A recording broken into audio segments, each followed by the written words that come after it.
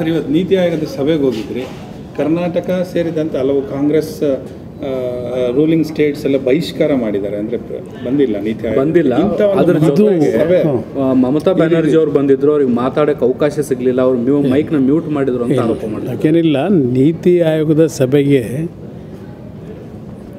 B J ಪಿಯ ಸರ್ಕಾರಗಳ ಮುಖ್ಯಮಂತ್ರಿಗಳು ಮತ್ತು NDA ಅಲಯನ್ಸ್ ಇರತಕ್ಕಂಥ ಮುಖ್ಯಮಂತ್ರಿಗಳು ಬಂದಿದ್ದರು.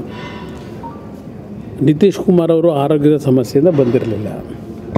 ಈಗ ನಮ್ಮ ದಕ್ಷಿಣ ಭಾರತದ ತಮಿಳುನಾಡು, ಕೇರಳ, ತೆಲಂಗಾಣ ಮತ್ತು ನಮ್ಮ ರಾಜ್ಯದ ಮುಖ್ಯಮಂತ್ರಿಗಳು ಮತ್ತು ಜಾರ್ಖಂಡ್ ಇರ್ಬೋದು, ಅಲ್ಲಿಂದ ನಮ್ಮ ದೆಹಲಿಯ ಮುಖ್ಯಮಂತ್ರಿಗಳಿರ್ಬೋದು, ಹಿಮಾಚಲ ಪ್ರದೇಶದ ಮುಖ್ಯಮಂತ್ರಿಗಳು, ಇವರು ಯಾರೂ ಬರಲಿಲ್ಲ.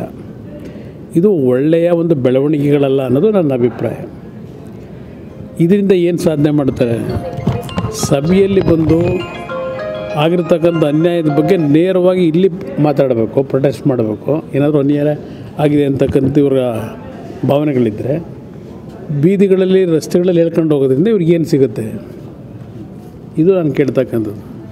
ಇವತ್ತು ನೀತಿ ಆಯೋಗದ ಒಂದು ಸಭೆ, ನರೇಂದ್ರ ಮೋದಿಯವರು 3ನೇ ಬಾರಿ ಪ್ರಧಾನಮಂತ್ರಿಗಳಾಗಿ ಕೇವಲ ಒಂದೇ ತಿಂಗಳಿನಲ್ಲಿ ಇವತ್ತು ಈ ಒಂದು ನೀತಿ ಆಯೋಗದ ಸಭೆಯನ್ನು ಕರೆದು ಮುಂದಿನ 2047 ಅವರೇನೋ ಒಂದು ಗುರಿ ಇಟ್ಕೊಂಡಿದ್ದಾರೆ. ದೇಶದ ಒಂದು ವಿಕಸಿತ ಭಾರತ ಮತ್ತು ಅಮೃತ ಕಾಲದ ಗಳಿಗೆಯನ್ನು ನೋಡಬೇಕು ಅಂತಕ್ಕಂಥದ್ದು ಈ ದೇಶದ ಜನತೆಗೆ ಕೊಡಬೇಕು ಅಂತಕ್ಕಂಥ ಹಿನ್ನೆಲೆಯಲ್ಲಿ ಹಲವಾರು ರೀತಿಯ ಅಭಿವೃದ್ಧಿಪೂರ್ವಕವಂಥ ಕಾರ್ಯಕ್ರಮಗಳಿಗೆ ಅವರದೇ ಆದಂಥ ಒಂದು ಚಿಂತನೆಗಳನ್ನೇನು ಕೊಟ್ಟಿದ್ದಾರೆ, ಕಾರ್ಯಕ್ರಮಗಳನ್ನ ತರಬೇಕು ಅಂತಕ್ಕಂಥದ್ದು ಭಾವನೆಗಳನ್ನೇನು ವ್ಯಕ್ತಪಡಿಸಿದ್ದಾರೆ. ಇವತ್ತು ಸಭೆಯಲ್ಲಿ ನಾನಾ ರೀತಿಯ ಚರ್ಚೆಗಳನ್ನು ಪ್ರಧಾನಮಂತ್ರಿಗಳು ಮಾಡಿದ್ದಾರೆ. ಅದ್ರ ಜೊತೆಗೆ ಬಂದಂಥ ಸಭೆಯಲ್ಲಿ ಹಾಜರಿದ್ದಂಥ ಮುಖ್ಯಮಂತ್ರಿಗಳು ಸಹ ಅವರವರ ರಾಜ್ಯಗಳ ಒಂದು ಬೆಳವಣಿಗೆ ಬಗ್ಗೆ ಸುದೀರ್ಘವಾಗಿ ಮಾತನಾಡಿದ್ದಾರೆ.